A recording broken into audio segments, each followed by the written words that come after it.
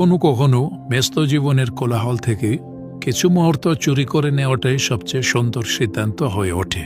30 এপ্রিলের রাতটা ছিল ঠিক তেমনই এক সিদ্ধান্তের শুরু। জান্নাত ফ্যাশন টিম একসাথে এক গন্তব্যে এক আবেগে রওনা হয়েছিল কক্সবাজারের পথে। ভোরের আলো যখন ধীরে ধীরে আকাশ রাঙা ছিল, আমরা পৌঁছে যাই পৃথিবীর দীর্ঘতম সমুদ্র সৈকতের শহরে। ক্লান্তি ছিল, কিন্তু উত্তেজনার সামনে তার কোনো দাম ছিল না। সমুদ্রের ঢেউ যেন আমাদের স্বাগত জানাচ্ছিল। প্রতিটা আলোর ঝলকানিতে চোখে ছিল তৃপ্তির ছায়া। সাদা বালিতে পা ফেলা, দল বেঁধে হাসাহাসি, ক্যামেরার ফ্রেমে বন্দী হওয়া প্রতিটি মুহূর্ত সবকিছু যেন এক একটা গল্প হয়ে উঠেছিল।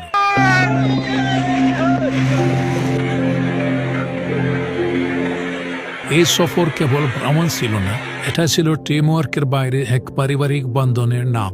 হাসির ফাঁকে, ক্লান্তির ভেতরে, ঢেউয়ের গর্জনে অথবা নীরব সূর্যাস্তে আমরা একে অপরকে নতুন করে চেনার সুযোগ পেয়েছি।